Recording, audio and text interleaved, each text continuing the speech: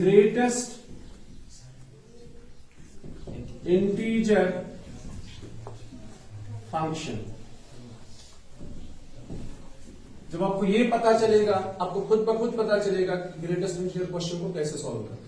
ठीक है, यहां ध्यान रखोगे? रखोगे। Greatest integer is written as this,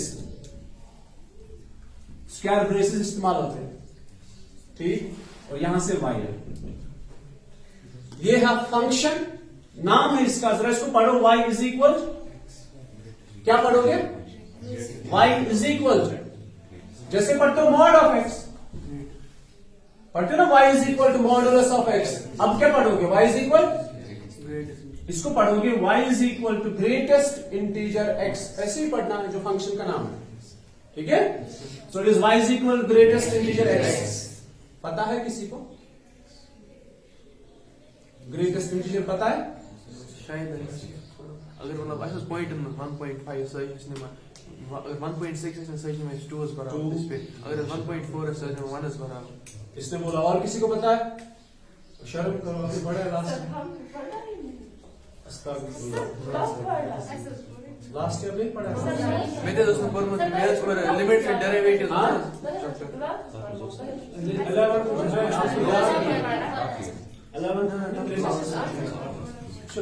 जवाब में चलो अभी पढ़ते हैं। ठीक है, अब अगर किसी ने पढ़ा भी होगा ना, वो भी गलत बोलेगा। अगर किसी ने नहीं पढ़ा है तो विचार खा दो। y is equal to greatest integer x, बहुत आसान है, लेकिन आप ध्यान रखो, ग्रेटेस्ट इंटीजर, ठीक, तो यहां पे बात किसकी हो रही है? इंटीजर की। मतलब जो भी आप x का वैल्यू दे दोगे, आउटपुट क्या होगा? इंटीजर होगा। फॉर एग्जाम्पल इट्स 3, आपने x का वैल्यू क्या दिया? 3, तो बाहर जाके क्या आएगा? 3, बिकॉज 3 इज इंटीजर। 3 खुद भी एक इंटीजर है, तो बाहर क्या आएगा? बाहर इंटीजर ही आना चाहिए आउटपुट। क्लियर? अगर आपने -5 दिया, बाहर क्या आ जाएगा? ऐसा नहीं बोलना मॉडुलस की तरह +5 लो, माइनस प्लस दोनों आते हैं बाहर, ये बाहर इंटीजर ही आएगा। अगर आपने 0 दिया तो बाहर क्या आएगा? 0 आएगा। तो यहां से मैंने ये सीखा कि अगर मैं इंटीजर दे दूं तो बाहर क्या आएगा? इंटीजर ही बाहर आएगा। कोई भी इंटीजर आप दे दो, नॉन डेसिमल नंबर, कोई भी नॉन डेसिमल नंबर आप यहां से प्रोवाइड करो इनपुट, तो आउटपुट वही नंबर सेम आएगा, चाहे वो पॉजिटिव हो चाहे वो नेगेटिव हो। You got it? आगे चलते हैं। अगर आपने यहां से दिया 2.1, बाहर 2.1 नहीं आएगा, बाहर इंटीजर आना चाहिए। अब कौन सा इंटीजर आना चाहिए? ठीक है, बोलते 2, क्या हो नेबर? तो बाहर तो इंटीजर आ गए। अगर आपने दिया 2.7 तो 3 क्या आएगा? 3 की 2 3 राउंड ऑफ। अब सुनो, अब सुनो ध्यान से। 2.1 पे क्या आया? 2.7 पे क्या आया? पहली बात मैं आपको क्लियर करूं कि ये राउंडेड ऑफ नहीं होता है। ठीक है, ये राउंडेड ऑफ नहीं होता है। तो आप कंसेप्ट क्लियर समझ आवा? ये राउंडेड ऑफ नहीं होता है। तो यहां पे 2.1 का 2 आया, 2.7 का 3 आया। मुझे नहीं पता अभी क्या आएगा, 2 आएगा 3 आएगा, लेकिन एक कंसेप्ट आपको मैं क्लियर करूं, ये राउंडेड ऑफ नहीं होता है। अब देखो क्या होता है, ये हमसे कहता है कि जो भी डेसिमल नंबर हो, पहले आप ढूंढो वो किस किस के बीच में, किस इंटीजर के बीच में लाई करता है। 5.2 lies between 5 and 6। 5.2 lies between 5 and 6। इनमें से स्मॉलर कौन है? 5 है, so the answer is 5। Yes, मैं बताऊंगा। अगर 5.99 भी आया तो वो तो यहां पे है, but this 5.99 lies between 5 and 6 and the smaller one is 5, तो आंसर इज 5। क्लियर? समझ आया? तो इसमें राउंडेड ऑफ नहीं होता है, इसमें लेसर वैल्यू होता है। जो भी डेसिमल नंबर हो, चाहे वो 5 के नजदीक हो चाहे वो 6 के नजदीक हो, लेकिन अगर वो 5 और 6 के बीच में है, answer is always 5। You got it? अच्छा, अब मुझे बोलो 7.9 आंसर क्या आएगा? 7। 18.5 18। 100.222 100, because it lies between 100 and 101. The smaller one is 100. You got it? Yes, sir. Goa clear? So if it is 3.218, what's the answer? 3, because it lies between 3 and 4, where the smaller one is 3. Okay. Now it is minus 8.2. What's the answer? -8. Minus 8. Yes, sir. Very good. It's minus 8. It's minus 9. It is minus 7. Where is minus 8.2? Where is minus 8.2? यहाँ पे है कि यहाँ पे है? यहाँ पे है ना? यहाँ पे है minus 8.2. आंसर क्या आएगा? minus 9. क्या आएगा? minus 9. पहले ये देखो ना कि ये किन के बीच में लाई करता है. It lies between minus 8 and minus 9. The smaller one is minus 9, not minus 7 or this. ठीक है बेटा? तो minus 8.2 कहां पे लाई करता है? It lies between minus 9 and minus 8. पहले लेफ्ट वाला पॉइंट बोला करो, और जो लेफ्ट साइड पे होता है वो स्मॉलर होता है. Minus 8.2 lies between minus 9 and minus 8. The smaller one is minus 9. So tell me, minus 13.295. It lies between minus 14 and minus 13. The smaller one is minus 14. ये आपको समझ में आ गया? जल्दी जल्दी से करते हैं यहाँ पे. तो ग्रेटेस्ट इंटीजर में क्या होता है? Smaller value, smaller integer. ठीक है? और दूसरा होता है लीस्ट इंटीजर फंक्शन, उसमें ग्रेटर होता है. ग्रेटेस्ट में लीस्ट वैल्यू होता है और लीस्ट में ग्रेटेस्ट वैल्यू होता है. ठीक है? अब जल्दी से मुझे बोलो 19. What's the answer? 19. अब जल्दी से बोलो minus 51. अब जल्दी से हाँ minus 51. अब जल्दी से बोलो 0. ये तो नॉन डेसिमल है, बाहर नॉन डेसिमल ही आएगा. ठीक है? एंड सेम वैल्यू आएगा. क्लियर? अब मुझे बोलो minus 18.521.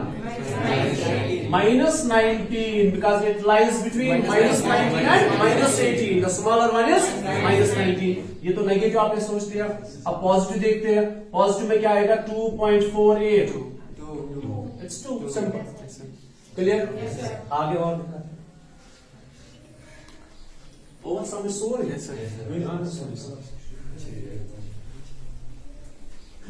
अभी आपको बहुत समझना है, बस ध्यान. देखो, इंटीजर आएगा तो इंटीजर ही वापस आएगा, उन पे हमें ध्यान नहीं देना है. ध्यान देना है डेसिमल नंबर्स. 3.2. अगर अच्छा पहले बोला आंसर क्या आएगा? 3. तो इस डेसिमल नंबर में 2 पार्ट्स होते हैं. कितने पार्ट्स होते हैं? एक होता है इंटीग्रल पार्ट, दूसरा होता है डेसिमल पार्ट. अगर मैं इसको ब्रेक करूं ऐसे, 3.5 को मैं ऐसे लिखता हूं 3 plus 0.2. तो ये हो गया इसका इंटीग्रल पार्ट. तो ये हो गया integral means integer. Integral part and decimal part. The answer is this integral part. Clear? समझ रहे हैं? अब माइनस की बात करते हैं. What's the answer? -4. ये तो पता है. ठीक है? इसको ब्रेक करके बोलो. -3.2 को ब्रेक करो. -3. Yes, you are right. -3 -0.2. -3.2 is -3 -0.2. लेकिन माइनस में मत बोलो, प्लस में बोलो. अब बोलो क्या आएगा? देखो -3 -0.2 सही है. ठीक है? -3 -0.2 सही है, आपने ठीक बोला. लेकिन आप मुझे माइनस में मत बोलो, आप मुझे प्लस में बोलो. प्लस माइनस टाइम हाँ? Plus minus time 0. वो वही हुआ ना प्लस, वो फिर से माइनस हुआ। -3.5 को आप बनाओ, 3.2 को आप बनाओ, लेकिन बीच में क्या आना चाहिए? प्लस आना चाहिए। ऐसे आप इसको बनाओ, इट्स -4 प्लस 0.8। कहां फंस गए? -4 प्लस 0.8, तो इन दो को सब्ट्रैक्ट करो, मतलब 4 से आप क्या निकालोगे? 0.8। वैसा ये मतलब सब्ट्रैक्शन, ठीक है। जब इतने बड़े कंसेप्ट होते हैं आपको एडिशन और सब्ट्रैक्शन भूल जाएगा। -4 प्लस 0.8, यहां पे सब्ट्रैक्शन हो जाएगा, और 4 में से 0.8 निकालो, 10 माइनस दिस इज 2, और यहां पे बचा 3, इट्स -3.2। क्लियर? समझ आवा? अब आंसर क्या है? सीधे इंटीजर। You got it? देखो अब ऐसे समझो, 3 आएगा इंटीजर, लेकिन हम इनको डिवाइड करते हैं, ब्रेक करते हैं, स्प्लिट करते हैं। कैसे? Integral part and decimal part. The answer is always integer. मेरी तरफ ध्यान रखें। आंसर क्या है वो आपको ऑलरेडी पता है, उसमें कोई परेशानी नहीं है, लेकिन क्वेश्चन के लिए हम इसको तैयार कर रहे हैं। किसके लिए? क्वेश्चन नंबर 19 के लिए हम इसको तैयार कर रहे हैं। तो अगर ये 3.2 है, हम इसको लिखेंगे 3 plus 0.2, the answer is 3। If it is -3.2, अगर जब भी कभी हम पॉजिटिव फॉर्म में लिखेंगे, किस फॉर्म में? बीच में अगर प्लस आया, the answer is always an integer. ये तो बराबर आ रहा है ना? बात समझ में आ रही है? दूसरा कंसेप्ट जल्दी से देखो। If it is 5.9, the answer is this integer 5। If it is -5.9, the answer is -5 minus 1, that is -6. ठीक है, सबके आंसर्स वही आ रहे हैं, मैं डिफरेंट अंदाज से बता रहा हूं। एक 5.9 है पॉजिटिव है, द आंसर इज दिस 5। एक -5.9 है, आंसर क्या होगा? -6। It is -5 and -1। अब बोलो जल्दी से, -18.9, इट्स -18 -1, दैट इज -19। अब बोलो जल्दी से, -21.9, -21 -1, the answer is -22। You got it? अब अगर ब्रेक करते हो तो इसको ब्रेक ऐसे करेंगे, अगर पॉजिटिव फॉर्म में बनाएंगे, इट इज -22 प्लस 0.1, -22 प्लस 0.1। जब भी यहां प्लस होगा, आंसर हमेशा इंटीजर ही होगा। यही जो है, ना इसको ऐड करना है ना सब्ट्रैक्ट करना है, तो आंसर तो वही आ रहा है ना, बराबर आ रहा है। आंसर वही आ रहा है, नहीं आ रहा है? ठीक है। अब ध्यान, होता ध्यान नहीं होता वंश मगर कुछ वाता मा बोझ दो मेन। Let C be integer, let C is some integer and H is decimal part.